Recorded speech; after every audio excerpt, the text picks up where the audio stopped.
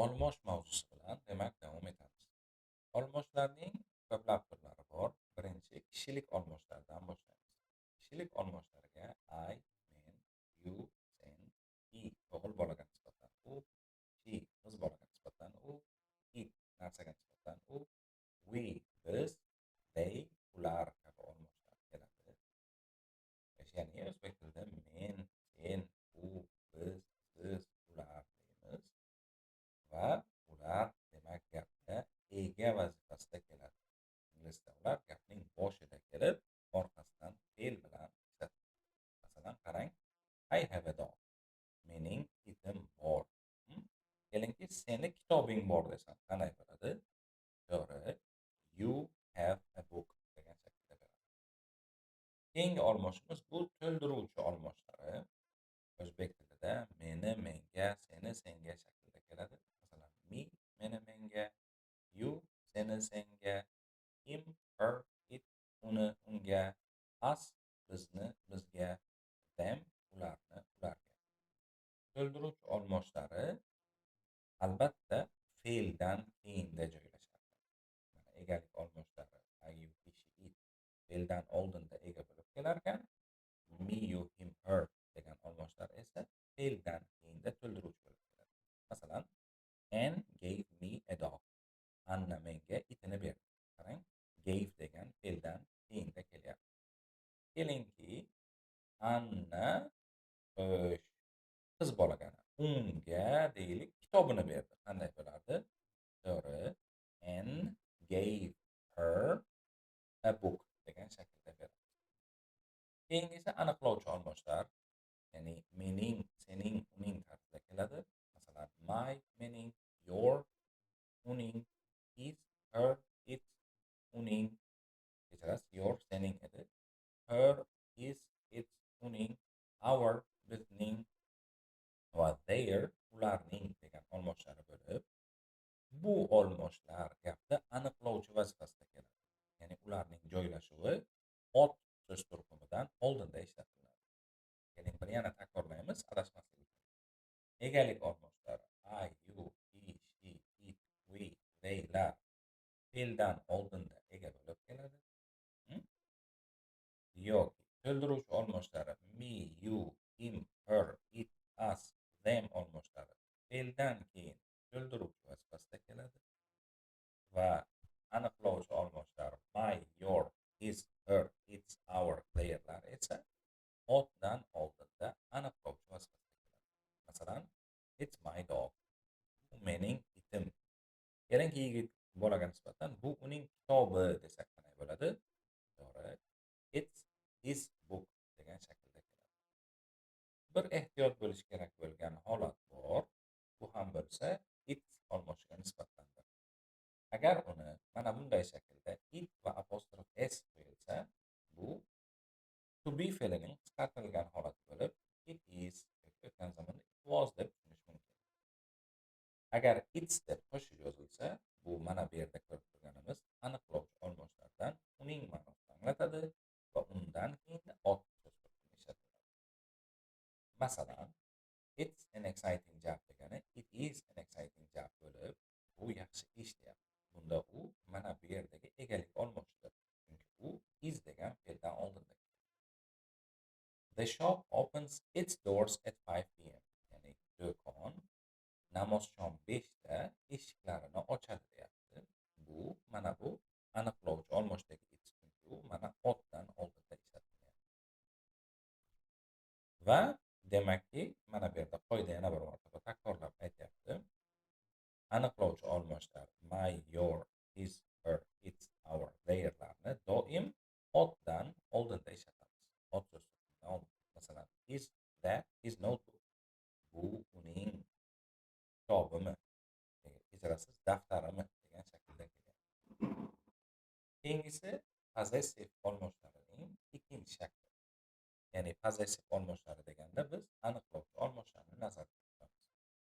Esingizda bo'lsa, hozir aytgan gapimiz shu ediki, bu olmoshlarga my, your, his, her, its, our, your, their kabi olmoshlar qilardi.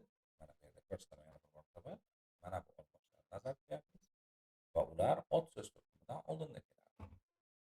Ularning yana bir shakli bor. Ingliz tilida Nikki deb tarjima qilinadi. Masalan, mine meniki, yours seniki, his o'g'il bolaga nisbatan uniki, hers qiz bolaga nisbatan uniki, ours bizniki, theirs ularniki.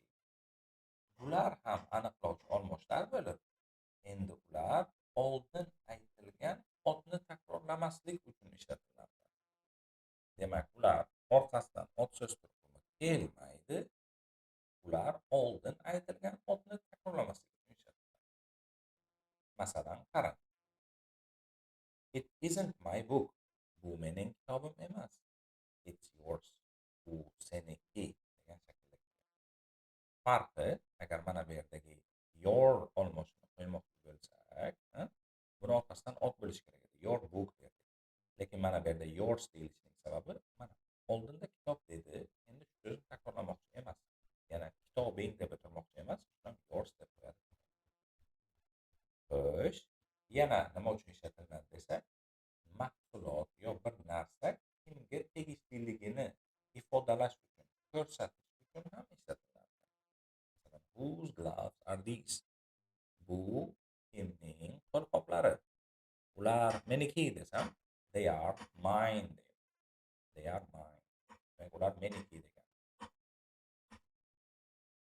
Demak, mana bu yerda ogohlantirish sifatida aytyapti. This is hers jacket deb bo'lmaydi. Nega deganda o'ylaymiz. Mana hozir aytdik. Mine, yours, his, hers, ours, theirs. Yani niki ma'nosini anglatadigan olmoshlar orqasidan ot bilan kelmaydi dedik. Ular oldin aytilgan otni takrorlamaslik uchun ishlatiladi. O'sha uchun ham to'g'ri shakli this jacket is hers. Ya'ni bu jiletka uniki degan shaklda keladi. Keyingi olmoshlarimiz o'zlik olmoshlari deb ataladi. O'zbek tilida o'zim, o'zing, o'zi tarzida keladi.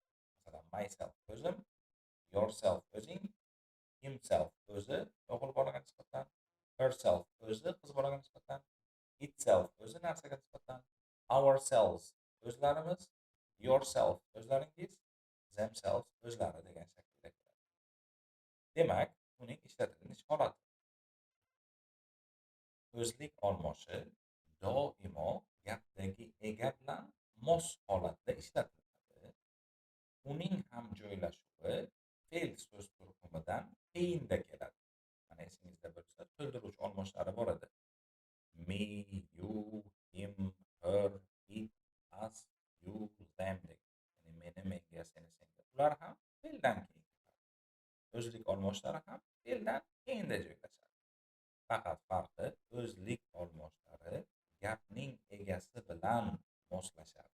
Masalan, he'ga himself, she'ga esa herself, I'ga esa myself, ya'ni moslashtirib qo'yilar ekan va harakatning o'zimizga yoki gapning egasiga qaratilganligini anglatadi. Masalan, he cut himself when he was cooking. Ya'ni u o'zining qo'lini kesdi ovqat pishirayotgan paytda. Masalan, keling bunday deymiz. Agar men ko'p lug'at o'rgansam, kimga yordam beraman? To'g'ri, faqat o'zimga yordam beraman. Demak, nima degan bo'lardim? Agar men ko'p lug'at o'rgansam, o'zimga yordam beraman desam, ingliz tilida bunday bo'ladi.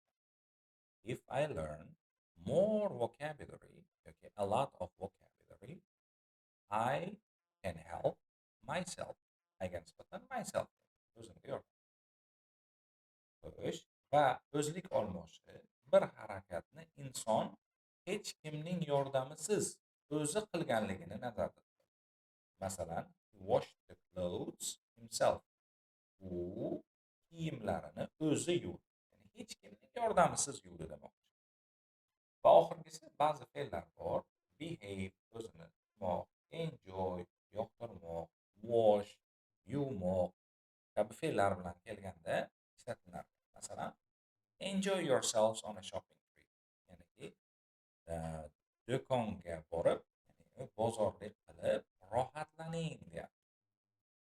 Keyingi izoh qoidamiz ba'zi holatlarda, demak, o'zlik olmoshlari myself, yourself, himself, herself ishlatilinmaydi. Bu ishlatilinmaydigan fe'llar feel o'zini his qilmoq, wash yuvmoq, dress olmoq, shave, soqol olmoq kabi fe'llar bilan demak ishlatish mumkin emas ekan. Qanday bo'ladi desak, masalan, men o'zimni yaxshi his qilyapman desam, I feel happy deyman. Ya'ni I feel myself deyishadi. Yoki u mana aytyapti, he washed and dressed quickly. U kiyimini yuvibdi, yuz qo'lini yuvibdi. Demak, bu yerda aniqroq bo'l va kiyimini o'zi kiyibdi, o'zi bo'lgan holatda ham himself deyishadi. Chunki ushbu fe'llar bilan o'zlik olmoshlar ishlatiladi. Esingizda bo'lsa, ular mana bunday fe'llardan keyinga kelishi kerak edi va egasi bilan mos bo'lishi kerak edi. Lekin feel, wash, dress, shave kabi fe'llar bilan, masalan, bring degan fe'l ham xuddi shunday, olib kelmoq degan ular bilan ham ishlatib bo'lmas. Mana mavzu bo'yicha mashqlar berilgan. Mavzu mashqlarni bajaramiz. Ikkita narsaga asoslaning. Birinchisi joylashuvi va masalan otdan oldindami, gapda egava sifatida fe'ldan oldindami yoki fe'ldan keyinda joylashadi. Va albatta ikkinchisi eng muhimi tarjimangizga asoslaning. Tarjimada asoslanganingizda o'zbek tilidagisi bilan ingliz tilidagisi hamohang chiqadi. Shunga yarasha mosini tanlab ushbu mashqlarni bajarasizlar.